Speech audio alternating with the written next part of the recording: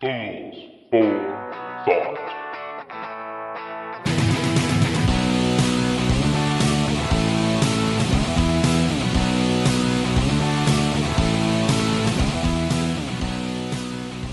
And hello, everybody. Welcome to show number 5 of Fools for Thoughts, the show that takes a look at everyday topics with some humor and just a little bit of sarcasm. Today, we're going to have a little fun. We're going to be talking about profanity. That's right, Alex. Fucking profanity, and whether it's a big deal or not. And we're going to take a look at George Carlin's 7 words that you just cannot say on TV, or can you? And focus on the future segment, we'll talk about how swearing will evolve and what impact swearing actually has on our society, and whether we've become desensitized to this shit or not. And lastly, we're going to talk about some fucking decency laws that just fuck up everybody and everything they fucking want to fucking do. Alex, how are you doing this fine fucking day? I'm doing pretty fucking well. How about you, Steve? I am doing wonderful. Thank you for asking, Alex. So let me ask you something. How often do you use profanity in your life? On a daily basis. I think some study I recently saw said that 0.7% of our words were profanity on any given day. And while that doesn't sound like a lot, that's the same as we using the words and, we, the, I, the standard words that you use in the language. So we say fuck and shit and, stuff like that as often as we say those words. Well, I remember a Curb Your Enthusiasm. Larry David once said, you throw in a fuck, you double your laughs. Do you think that if you hear some comedian or really anybody go off on some tirade, some obscenity-laced tirade, do you think it's any more funny because they use obscenities? Or do you just want them to go off on tirades using more intellectual language? I don't know if it actually makes it funnier, because Bill Cosby's pretty funny, and Bill Cosby doesn't swear in his material, right? But if Eddie Murphy tried to do the same thing without any swearing, it just would fall flat. He can't do it. If Chris Rock didn't swear during his stand-up, it just wouldn't be funny. Oh shit, so, that just wouldn't fucking work. So I think that profanity is a form of expression that can make something funnier if it's not as intellectual. So in other words, it's like a crutch, you know what I'm saying? The situation isn't as funny, but because you use these outlandish words that just hit right home to you emotionally, it brings up a kind of emotional humor out of you, whereas that previously wouldn't exist because there's no situation or irony or that type of setup. Yeah, and you brought up something very interesting. These words are emotional. Why do people hear a word like fuck or shit or asshole or whatever, bitch, whatever? Why are these emotional words? It's probably because society has taught us that when you hear these words, you have to think that something bad's going on, or people don't have intellectual enough vocabulary, or they have some kind of deeper meaning that they just they don't necessarily have. Do those words ring kind of an emotional tone with you, or do you just not find that's all that accurate with yourself? That's a really good question. I don't think we're really capable of fully analyzing how things react to us when we're not thinking about it. How we just gut reaction, go right after it. I would have to say that, for the most part, if somebody's screaming fuck in the middle of the street isn't going to make me look twice. I mean, aside from the fact the person's screaming in the middle of the street, right? Screaming in the middle of the street, yeah, exactly. But if somebody said, holy fucking shit, look out, versus, hey, look out, I would probably give it a lot more emotional weight. I think most people would. Yes, but in that case, there was a difference between yelling, look out, and, oh, look out, or holy shit, look out. I mean, it's the tone of voice, too, that adds to that emotional quality of what's being said. So perhaps the vehicle for the delivery, in other words, instead of the word fuck, F-U-C-K being anything in your brain, it's the emotion and the depth and the context that we use that particular word in that kind of, sets off those emotions in our brain, makes us feel that way. So if you could yell broccoli with that same kind of content and same type of emotion, maybe that would get an equal response, assuming that people recognize that the word broccoli was a special word. Well, I tell you, if you say broccoli or you say the word fuck, I would probably have the same, I would get the same connotations because I'm not a broccoli fan. Although if it's steamed broccoli, it's not so bad. So I guess if you steam the word fuck, it would sound just about the same as broccoli to me. So a doomsday scenario to you would be somebody screaming, "Holy fucking shit! Monster broccoli's eating us all." Yes, exactly. Or cauliflower. I might actually wish for death if it was cauliflower. You don't want to be a slave to your cauliflower overlords? Oh fuck no. Fuck no. Yeah, in my opinion, profanity is not a big deal, but only because it's not the word. I mean, the some combination of four letters to me does not necessarily make it any worse than another combination of four letters. It's really the meaning behind it. It's the intention of what you say, regardless of the words that you use. Whether you use fucker, shit, or damn, or whatever, or you use a different set of words. I mean, if I call you an idiot, or if I call you a fucking douchebag, you're probably going to be pretty pissed off regardless of which version I say, but not necessarily because I used the word fucking, but because I called you an idiot. The fucking was really just a filler and is really meaningless. Doesn't it kind of emphasize, though, how angry you are at the individual or how much you really mean it? You know, how much you want to drive that point home that you attach this vulgar word to it? This word that is perceived at least as vulgar?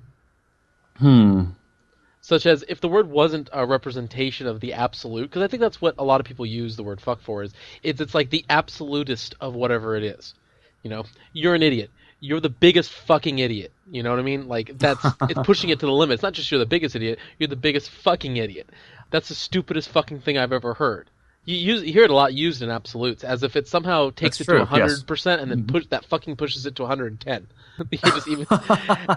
So maybe that's, you know, the beauty about having words that are kind of quote-unquote taboo or quote-unquote special, is that they do convey a sense of meaning in their ridiculousness or their hyperbole. Have you been able to connect the dots with what we could say on TV and what we can't? I've heard anything from ass to bitch to damn to hell, but I've never heard fuck. I've never heard shit. I've never heard some of the other more serious words on network TV. But why is bitch okay? Why is ass okay? But shit is not okay. So there's actually two answers to that. One is that the networks themselves censor what they determine is going to be on their TV. So they can decide whether or not certain words during certain hours are said. That's why typically on network TV at 10 o'clock or later you will hear words like bitch and maybe even asshole and things like that. Well, there is a certain element of FCC regulation as well, yes? There used to be. So, and we'll get into that a little bit later, but there used to be, the FCC used to actually ban words completely. You could not use them during specific hours of the day, regardless of your medium. That includes radio, that includes television, that includes anything broadcasted. Nowadays, it's a little bit different, and actually due to the fact of the use of profanity. I remember a South Park episode where after these rules were abolished in 2010, they had literally an episode where they said shit on TV 117 times or something like that in a half hour. Wow. Yeah, they just pushed it to the absolute limit. And the moral in that show was that there's nothing wrong with profanity, and you should just use it when you actually need it, and don't try to use it as a replacement for everyday speech. In other words, it's funny, use it to emphasize things, use it to express your displeasure, your anger, your pain, or the hilarity of the situation, but don't just say it with every sentence, because then it dilutes its meaning and it's pointless then. Why even have profanity? It dilutes meaning. Yep. But they took it from a very neutral, kind of almost sterile position of it's just words, and if you just use words and randomly without meaning, they lose meaning. But not that they're special. I would have to agree with that. It's a pretty cool episode from a few years ago. In fact, they say it so many times in the episode that it brings out like this demon that comes to attack the Earth. It's really funny. And it's that's the because, shit demon? Yeah, exactly. Because it's the curse word. So it causes a word of curse. So it brings a curse upon you. I see. That's clever. And that's why we do call them curse words. I mean, it was believed in like the medieval times and all the way through the Victorian era that you will be cursed, that God will curse you for saying certain things, especially words that were against God, such as God damn and stuff like that. And that's where you had the words like zounds, which were a combination of words meaning God's wounds, or the wounds on Jesus Christ's hands for when he was crucified. They would say the things because they believed that it actually would hurt God. It would hurt the physical manifestation of God to say God or to take his name in vain or her name, whatever, name in vain. So that's why they came up with curse words and other words that are more creative, and some of those have filtered into our language nowadays. So, Alex, I believe George Carlin has had a thing or two to say about this. He published a 7 words that you just cannot say on TV. What was that all about? So, in 1972, George Carlin released an album that was a stand-up called Class Clown. And in it, there's actually one track that does say the 7 words you can never say on television. And it's a monologue where he identifies the words and then expresses amazement that these particular words can't be used, regardless of context, on TV. The first time he performed this routine live, it was at a thing called Summerfest in Milwaukee. And down south, if you live south, summer is nothing to be celebrated. It's really hot. But in Milwaukee, it's like, hey, there's actual, sunshine. Let's go out and do There's sun, something. there's warmth. Yeah, Yes. let's get out. But he was arrested for disturbing the peace. Now, that isn't a arresting on the grounds of swearing. It's a way to get around the law, because there's no actual law that exists or can arrest you for swearing. The last time that occurred was actually during a performance of Lenny Bruce. Lenny Bruce, for those who don't know, was a comedian who was very racy back in his day. Even nowadays, he would contend that he's on par with Chris Rock and stuff like that, and Lisa Lampanelli, for what she says. But this was in 1966, and he was actually arrested on stage for saying 9 words, and he says them in alphabetical order to emphasize, freedom of speech and how absurd things are. And he says ass, balls, cocksucker, cunt, fuck, motherfucker, piss, shit, and tits. It's important to notice that when he was arrested that day, another person was arrested in the audience when the police broke into the comedy club. And they broke into a comedy club to arrest somebody for saying profanity in 1966. I'm not playing around. Wow, that's incredible. So this, he gets arrested, he gets thrown off, and he gets taken off the thing. And then they start IDing the audience and going through people there. And one person refuses to give his ID over, saying that he doesn't believe in ID. And he gets arrested and thrown in jail. And that person, of course, we know now as George Carlin. So that influenced him. And clearly the 7 words you can't say are a subset of Lenny Bruce's setup. I'm going to play just the intro clip that he does to his monologue to let you hear him say the 7 dirty words so we can identify what they are. So should we invite children to leave the room at this moment? I'm sure most children have heard this, and if they don't understand what it means, well, it is what it is. But really, this is the not if you've safe listened for to the work show episode. up until this point, there's nothing I can do for you. Nothing at all. You know the 7, don't you, that you can't say on television? Shit, piss, fuck, cunt, cocksucker, motherfucker, and tits. So that's where he identifies them. And just in case he said them too fast for you, shit, piss, fuck, cunt, cocksucker, motherfucker, and tits. Shit, piss, fuck, cunt, cocksucker, motherfucker, and tits. Shit, piss, fuck, cunt, cocksucker, motherfucker, and tits. So Alex. that should really drill that in if there was no question about what those were. And those are the words he says you can't say on TV, because at the time, those words were actually not allowed on TV. Those are the ones that were not allowed in 1972 under the FCC regulation. And this actually ended up becoming a court case. This was a court case that twice, actually, in our history, that it's gone to the Supreme Court.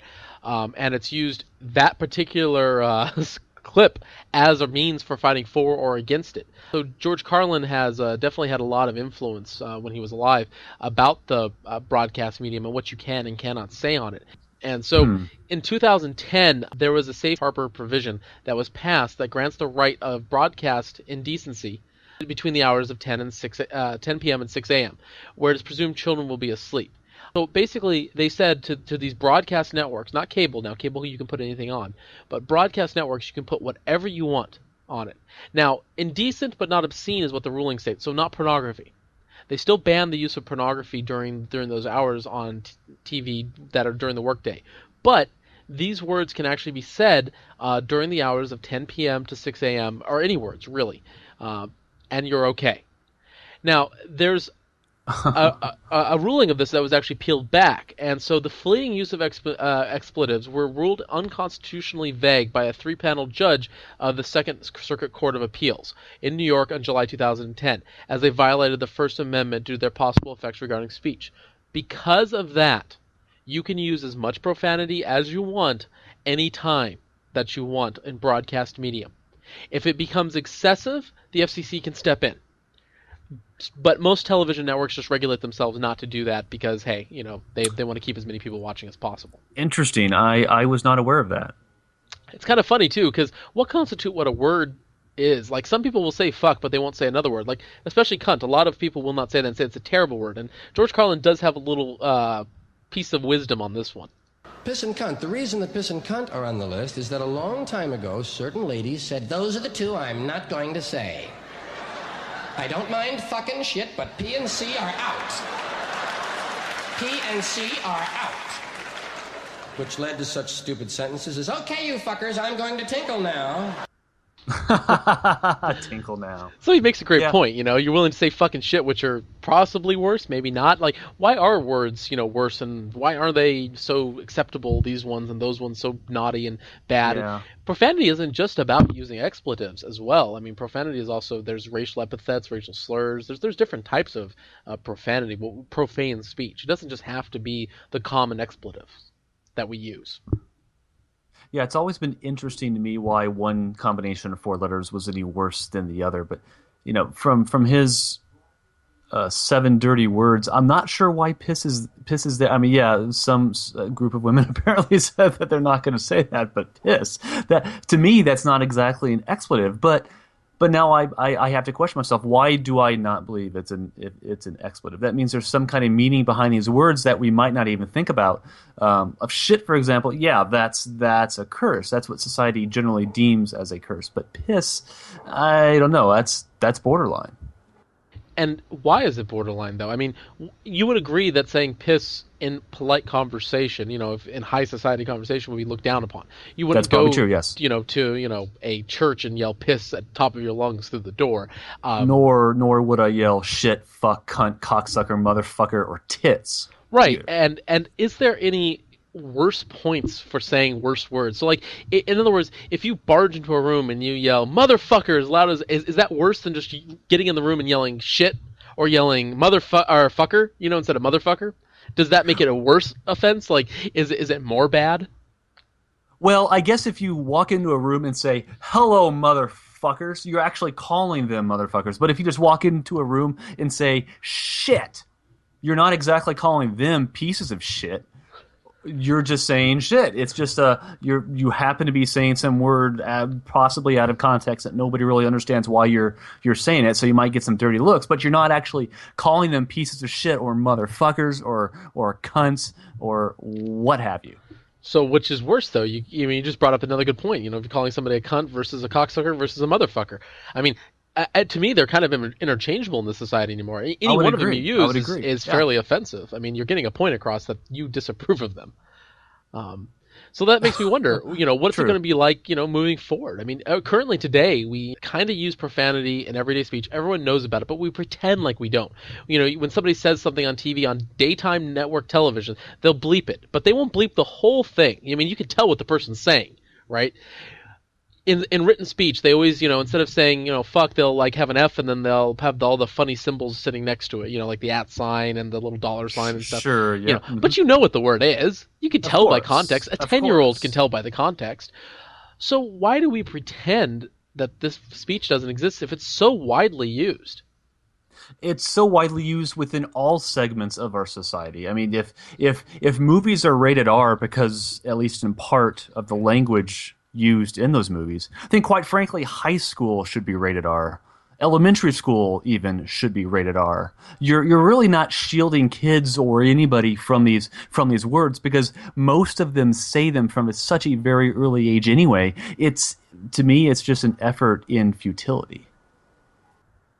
But why? I mean, I still can't answer that. Do people feel that if you had yelled the word broccoli, or if you say, oh gosh darn it, you're still saying god damn it? You're just making it slightly less miserable. I don't really understand what's the point, because gosh darn it is the same as saying god damn it. That's the same implication. God sends you to hell. That's what the wish is. I want God to send you to hell.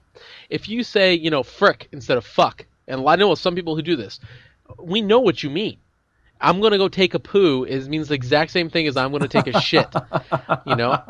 It's Thank you, Alex. I appreciate that visual. You know? And I just don't understand how the slight changing of a word to mean something more vulgar suddenly changes it. Whereas if you say it in a cutesy way, oh, it's socially totally acceptable. That's interesting, because you effectively just said that if you put forth the exact same meaning, it is somehow more palatable to accept for the other person or in society in general compared to giving forth that exact same meaning but with the inclusion of a so-called profanity. that is interesting to think about. I don't know if I have a direct answer for that right now. I'm not sure either. I'm positive it's something linked to neuroscience and our development in individuals, why certain words trigger certain parts in our brain versus other words that cause us to feel this way. But I don't have an answer, and obviously we aren't going to be able to solve that in a 30-minute episode either way. True. I guess it just all comes down to what's accepted in society. Of course, there's always a question. Why is one thing accepted in society when the other isn't? Well, I think that question will always be here, though. Sure, and maybe let's move to our focus on the future segment, and let's see, how does our current swearing going to impact us in the future? Focus on the future. I think that we're getting desensitized to it for the most part. I mean, we say it in our everyday life, and we don't. I mean, most of us, me included, don't necessarily think twice about it. Somebody says "fuck" or "shit," I don't care. It doesn't make a fucking difference to me. In fact, I just said it there, and I didn't even realize it. It happens so often that part of me thinks that this will evolve in such a way where it will continue to be taboo, but no one's really going to do anything about it because nobody can, and. Some accuse our society of being more socially libertine now than it was before. I personally am a fan of a more libertine society as long as you're not hurting or stealing from somebody else. You should be able to do and say pretty much whatever you want. So I wouldn't necessarily be against that kind of evolution here for profanity. But I think that if we don't view it as profanity, we no longer have an issue to talk about. It just becomes part of our speech, whether you happen to like it or not. Thinking about that, I'm not sure, though. Because you will always have profanity, I feel. Because, yes, we are going to have people that are going to be 80 years old listening to old-school Eminem songs. Back then, it'll be old school, in the future, where they'll say cunt and bitch and motherfucker every 30 seconds on the song. And, yeah, they'll have tattoos all over and, big hoops in their ears or whatever, chains everywhere. It'll happen, right? Who cares? Right, sure. But I do think the movement in America, and I've just kind of seen it as where the word fuck isn't that bad, but you utter a racial epithet. Utter a racial slur and see how much more negative people look at you versus saying the word fuck. And I think that's where we're going, where the language we become desensitized to this. So when people want to make statements, and you'll often hear this in rap songs, or you'll hear this, oftenly uttered by people, they'll insert such as, and I, even though I don't care about saying the word, I just don't want to offend, people who are listening. Obviously the N-word, they'll throw that in. And we all know what it means, yep. And and that's another discussion. I do kind of hate when people have discussions about said words and they won't use them to fully understand the full effects of those words. If you lose the visceral meaning of the word, you don't know how hurtful it can necessarily be. You sanitize it. I'm not talking about that, but they'll use that in order to gain attention. And really, all they're using it for is to say, hey, there's something worse than fuck over here. Pay attention. And I think that's where we'll move to for a lot of our forbidden speech is in that area. Saying things is that race-based speech is what you're saying, yes. Perhaps, just any form of sexist speech, any form of things that are deemed hateful towards another group of people. So basically when you get personal with it, that's when it really becomes offensive and should be, I guess, deemed as a profanity. Right, and I think that's where we're moving to, just because nowadays there's so much profanity, but people just don't care. I mean, in the workplace, in the professional white-collar workplace, you hear people swearing like sailors. They won't do it in a meeting necessarily, but behind closed doors, they will swear like sailors about something. That's very true. I've seen that myself plenty of times. Mm-hmm. And so we really have become desensitized, and I don't think it's in the last 10 years or 20 years. I think this has been happening since the 60s, maybe even the 50s, way before we were born. This is just kind of the evolution of it. It's coming out more into the public sphere now. You're seeing it on TV more. You'll soon see it on radio. It's on typed media and stuff. That's just where we're going. We've become so desensitized to nudity and violence that it's just kind of following along with this words. So I guess we're both on the same page regarding these everyday, shit, fuck kind of words. We probably will get desensitized to them. But when you start bringing race into this equation, or sexism, or whatever, something that directly hits at the emotions of somebody else, that's when we start to have a problem. And I guess that's where some of these decency laws start to come into play. I mean, how heavy-handed do you believe our government should be in the regulation of speech that might hurt somebody else's feelings? This is another topic that it touches too, which is bullying that people get on about. And I don't mean the kind of bullying where like three guys jump somebody behind after school, beat the shit out of them, and then piss in their face. That's bullying. You just used two forbidden words, Alex. Yes, Shit I did. And piss. Or some kid every day that sees somebody in the hall and stuffs them into a locker. Some type of physical intimidation and violence. I'm not talking about that. I'm talking about somebody gets Twitter messages that say, you're a fucking moron, or that you should go kill yourself, or whatever those are, right? And now we're starting to say, oh, these poor individuals, we need to protect them. And they use this to push, and when I say they, representatives oftentimes will use this to push laws to try to arrest these people and get them fired from their work and harm them and hurt them. And maybe they should be fired from their work because no employer wants to hire somebody who's telling people, go kill yourself. Yeah, absolutely. And that's fine. It's amazing that they want protection in that area, but they don't want protection for the guy at the job, right? But I just feel that we are going way overboard. I mean, people, unless they are sending specific death threats to you, that's fine. If somebody tells you I'm going to fucking kill you, well, okay, now we're entering territory that does not include freedom of speech because now you're saying specific things. Yeah, that is a direct threat. Yeah. Right. Look at you, and if you're doing it on the internet, you're dumb enough where they can have evidence for it forever. Darwinism at Darwinism's his best. Finest. But, if you're just swearing at people, I don't understand why that somebody would be offended at what they hear if they have the morals themselves not to do it. So another classic example is nudity. People get offended at nudity. Oh, I don't want to see someone naked. Then don't look. Well, I can't avoid it. Well, you're an adult and you've seen naked people. Who cares? Kids have seen naked people. Are they having sex in the street? No. They're just walking by naked. Who cares?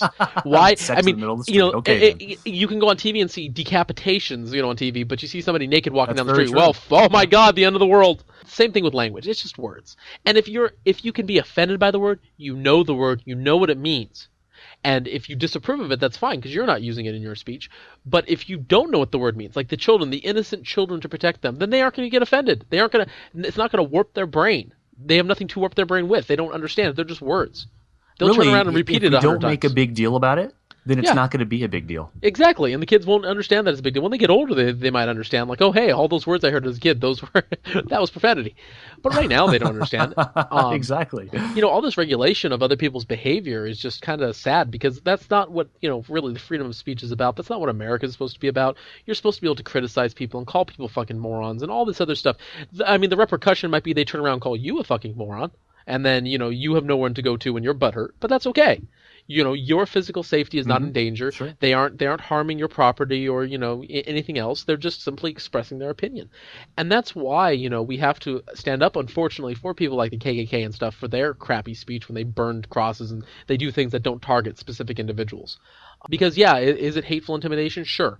But unfortunately, it's not directed as a specific threat to someone, so we can't act on it, and nor should we. It sucks. It really does, but it is what it is. And that's why you also get these people who talk about, down with the U.S. government, anarchy, blah, blah, blah, and they can do it. Unless they're actively organizing in order to do it, fine. Let them talk about it. It is supposed to be a free and there's country. always going to be some gray area here. I mean, you cannot the example that everybody seems to use when you're talking about the regulation of speech. You can't yell fire in a crowded theater. And obviously the reason for that is you're going to create mass panic, and that might lead to, at the very least, injuries, but in some cases death if somebody gets trampled too severely. So, I mean, it's hard to know exactly where to draw the line with this. I would have to say that that's not really speech that you're talking about. You're talking about endangering people. It's not speech. The speech was the way it got generated, but you're not talking about the speech. You're talking about the effects. At this stage, if you went into a crowded theater and you rang a fire alarm, the same damn thing is going to happen. That's very true. Yes. I mean, if you break the little fire thing and you pull the thing when there's no fire, we have crimes against that as well. It's not speech. So you're not regulating the speech. You're regulating the intent is really actually what it is. You're trying to prevent somebody from committing harmful behavior. Exactly. And that's the same thing with the threats. When you make a threat towards someone, you're not regulating the threat, the words. You're regulating their intent to harm someone.